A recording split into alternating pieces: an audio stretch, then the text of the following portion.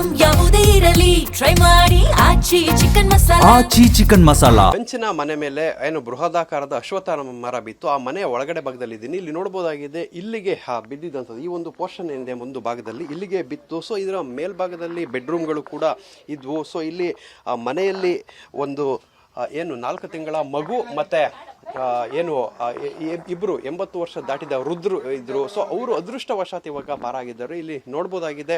So ಮನೆಯಲ್ಲಿ ಒಂದು 5-6 ಜನ ಇದ್ರು ಅನ್ಸುತ್ತೆ. ಅದರಲ್ಲಿ ಏನು ಪ್ರಮುಖವಾಗಿ ಅಲ್ಲಿ ಏನು ಕಾಣ್ತಾ ಇದೆ, ಮಗುನ ನೋಡ್ತಾ ಇರ್ಬೋದು.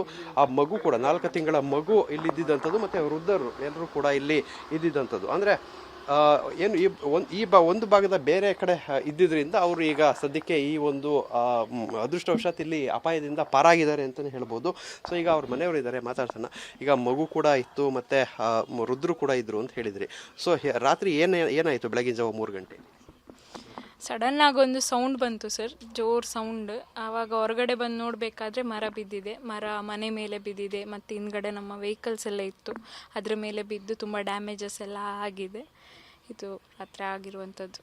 ಸೊ ಇವಾಗ ಮನೆಯಲ್ಲಿ ಮಗು ಕೂಡ ಇತ್ತು, ಮತ್ತು ವಯಸ್ಸಾದವರು ಕೂಡ ಇದ್ದರು.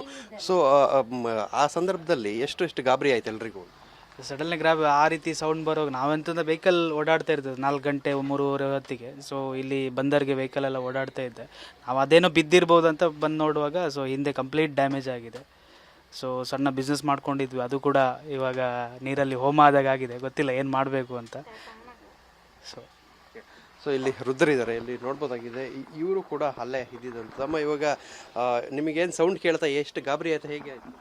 ಗಾಬರಿ ಅಂದರೆ ಇಲ್ಲಿ ಇದ್ದಾರಲ್ಲ, ಯಾರಿಲ್ಲದ್ರೆ ಗಾಬರಿ ಆಗ್ತಿತ್ತು. ಇದ್ದಾರಲ್ಲ ಏನಿಲ್ಲ. ಆದ್ರೂ ಎದುರಿದ್ದಾರೆ ಒಮ್ಮೆ, ಆದ್ರೂ ಅವ್ರು ಎದುರಿದ್ದಾರೆ ಪಾಪ. ನಮ್ಮನೆ ಬಿಸಿಲಿಗೆ ಬಂದ್ರು, ನಾವು ಇದು ನೋಡುವಾಗ ಈಗ ಆಗಿದೆ ಎಲ್ಲ. ಎಂತ ಮಾಡುದು ಹೇಳಿ? ಮಾಡಿ ಮೇಲೇನೂ ಕೂಡ ರೂಮ್ ಇದೆ ಅಂತ, ಅಲ್ಲಿ ಮಲಗಿದ್ರೆ ಸಮಸ್ಯೆ ಆಗ್ತಾ ಇತ್ತಾ ಹೇಗೆ ಅಂತ? ಆ್ಯಕ್ಚುಲಿ ಆಗ್ತಿತ್ತು. ಯಾಕಂತ ಹೇಳಿದರೆ ನಿನ್ನೆ ನಾವು ಮಲಗುವಾಗ ಅರೌಂಡ್ 2 ಆಗಿದೆ.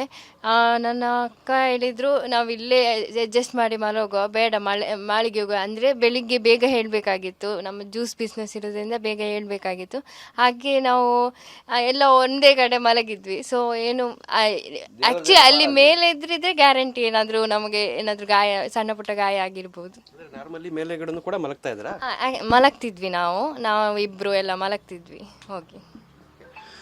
ಸೊ ಇದಿಷ್ಟು ಮನೆಯವರು ಹೇಳ್ತಾ ಇರುವಂಥದ್ದು. ಅಂದರೆ ಪ್ರತಿ ಬಾರಿ ಕೂಡ ಮೇಲ್ಗಡೆನೂ ಕೂಡ ಮಲಗುವಂಥ ಅಭ್ಯಾಸ ಇತ್ತು. ಆದರೆ ನಿನ್ನೆ ತಡರಾತ್ರಿ ಯಾವುದೋ ಒಂದು ಕಾರಣಕ್ಕೆ ಅವರು ಎಲ್ಲರೂ ಕೂಡ ಬೇರೆ ಕಡೆ ಮಲಗಿರುವಂಥದ್ದು. ಅದೃಷ್ಟವಶಾತ್ ಇಲ್ಲಿ ಆಗುವಂಥ ಅಪಾಯ ತಪ್ಪಿದೆ. ಇನ್ನಾದರೂ ಪಾಲಿಕೆ ಇತ್ತ ಗಮನ ಹರಿಸಿ ಒಂದು ಶಾಶ್ವತವಾದ ಪರಿಹಾರಕ್ಕೆ ಮುಂದಾಗಬೇಕಾಗಿದೆ.